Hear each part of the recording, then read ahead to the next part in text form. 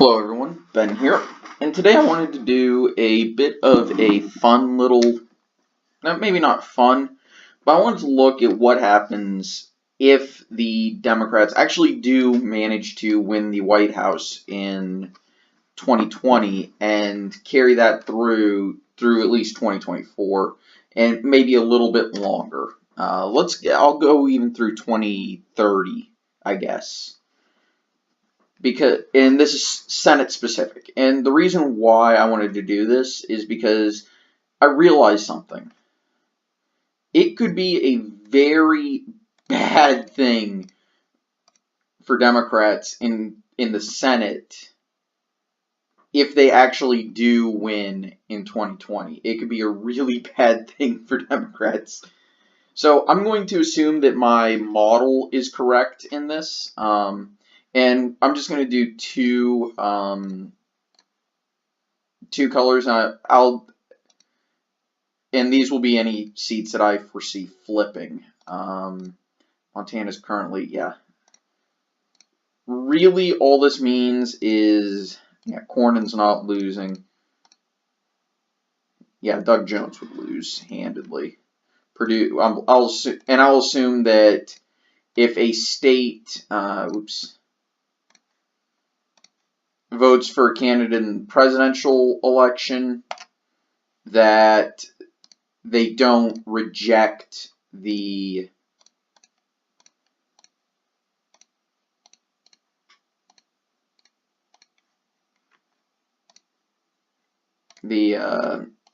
Senate candidate from that party. So actually, those would be the flips. Oh,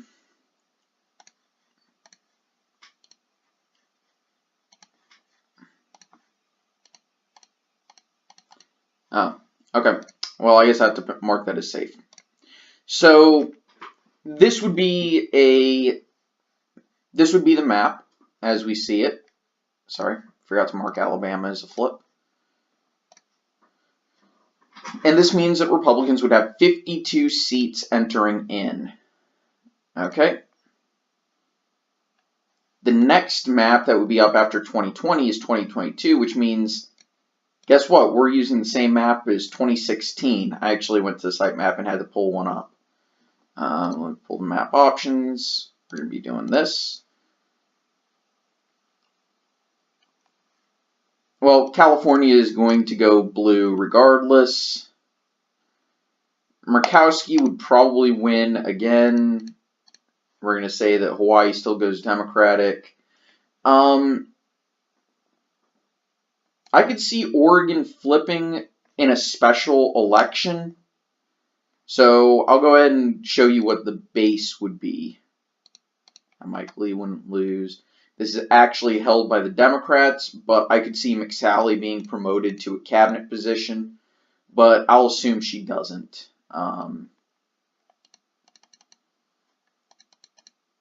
So the current situation. Yeah, this is held by a Democrat. Yeah. And I'm also going to assume it's not someone who's currently in the Senate who gets elected president. Yeah, that's held by a Republican, held by a Republican, held by a Republican. This is held by Democrat, currently held by a Republican, held by a Republican. Duckworth actually won. We have to remember that. Roy Blunt won. Yep. Shelby, Isaacson. Yep. Tim Scott still is in there. Yep. Richard Burr is still in there. Marco Rubio. Yep. Young won. Rand Paul won. Portman won. Toomey won. Yeah. So I'm going to assume again, Connecticut went blue. Schumer obviously won. Leahy won. And Maggie Hassan won. Just pretend this is 52, okay, to match up with this, right? So this map would definitely favor Republicans. for a few reasons. We can assume that at least a small handful of these seats would go to they would go to Democrats entering in to the cabinet. So I'm just going to choose some states that fit. I'm going to go ahead and say that Leahy would get a position at some point. Go ahead and say Wyden might get one, Bennett might get one. Go ahead and put even Blumenthal in there. And Arizona. Maybe not. So this automatically takes a few Democrats out. And for what this map would be, I'll go ahead and match up what actually happened. First, that way we know Romney won, Sinema won, Rosen won, Heinrich won, Cruz won, Hirono won. I'm marking the special election. Wicker won. Both Democrats won there. Stabenow won. Sherrod Brown won. Casey won. Braun won. Blackburn won. Hawley won. Scott won. Kane won. Tester won. Heitkamp lost. Fisher. Okay.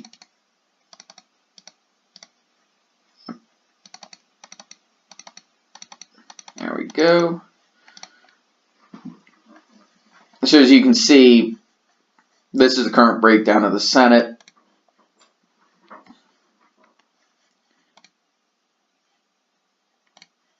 And I would assume that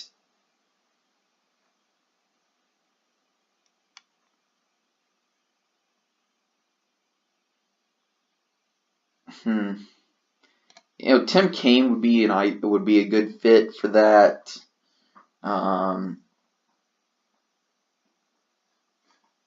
Wait, did I say Sinema would? So actually, this seat is technically held by a Republican. Yeah.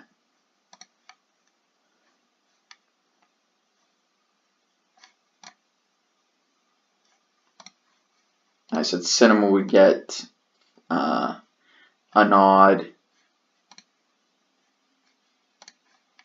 see who else might actually get. Maybe Tammy Baldwin.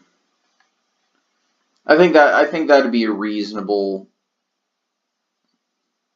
I think that would be reasonable in terms of who got in. So there would be special elections. So Virginia would probably go red in a special election. Oh, Sinema won that. So technically she's the yeah. Sorry about that. And Wisconsin is kind of a swing state, so I'm going to also assume that that gets filled. So I'll add in the leans. So those would be flips and special elections.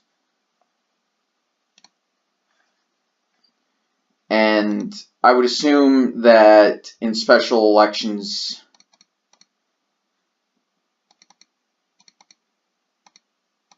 you could see, I think Connecticut would be too far, so I'll give that as a hold. But I could see, or even in Oregon flipping because of a special election. So this is a midterm year. And we could see some swingier states. I'll go ahead and leave Colorado, but Oregon would flip back to the Democrats. I could see Nevada flipping to the Republicans, and as well as New Hampshire. Everything else, because of polarization, I'm going to leave the same. depending on what happens, you could. That's too far. That's too far of a bridge. So yeah, you would wind up having. Well, yeah, obviously that's 56, 57, 58. This is actually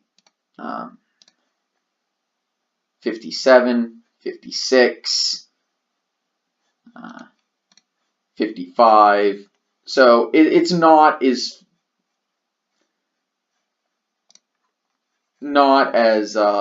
dramatic.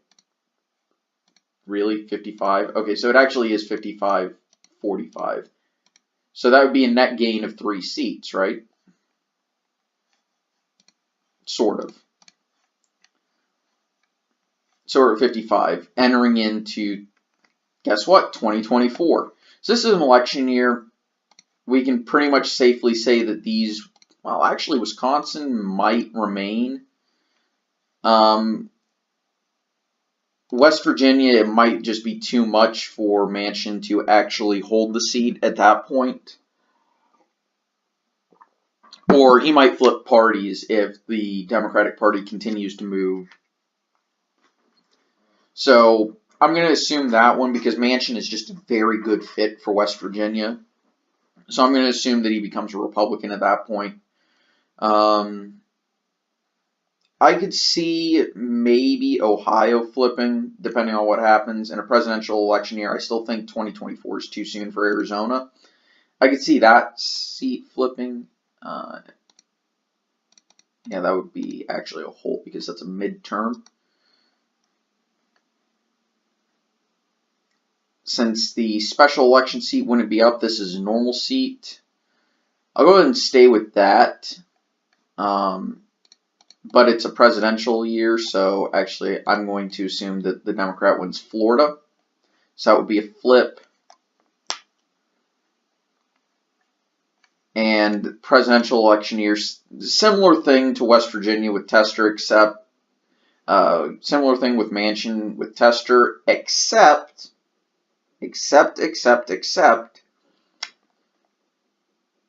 that he would lose the election. I don't think he would flip parties. So let's take off some seats. We'll add first.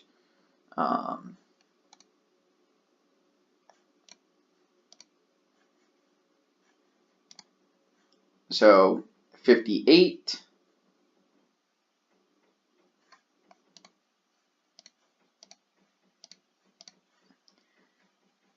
Okay. 57. 56. See, you could actually see a situation where Republicans have 56 seats entering into the midterms of 2026, which would be using this Senate map. And that could very well turn out to be a slaughter. I'm not going to flip I'm not going to flip Virginia because.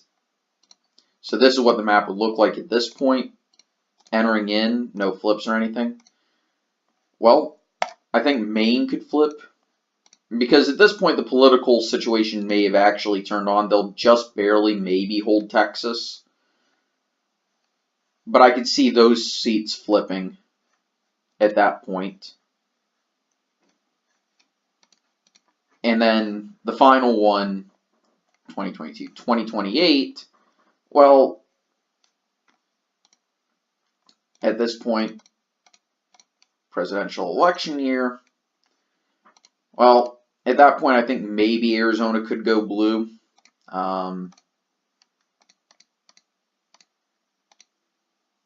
We could see a map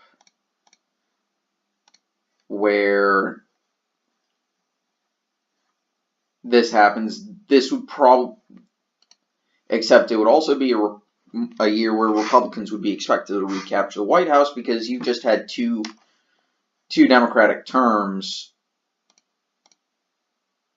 So maybe you even keep Florida.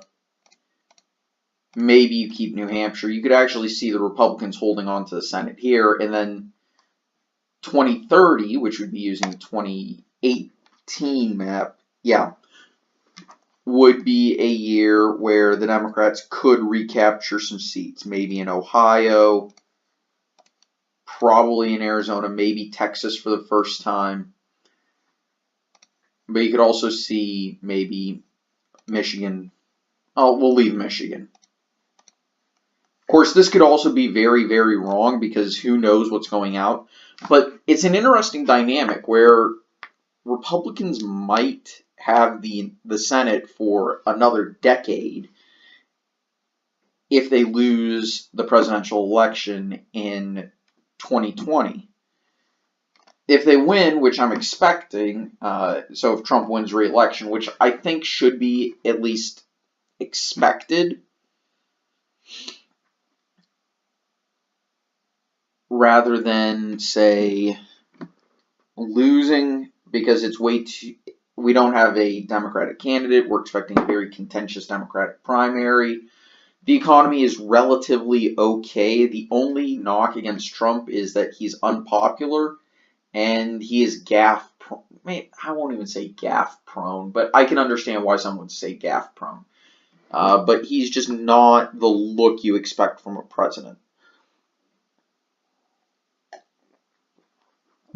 Everything else, you can argue he's a mildly successful president. Kind of in a similar vein to Obama. The only difference is Obama had a much better image. Anyway, thank you all for watching. I hope you guys enjoyed. I'll see you guys next time. Take it easy. Have a nice day. I'll see you guys next time. Bye.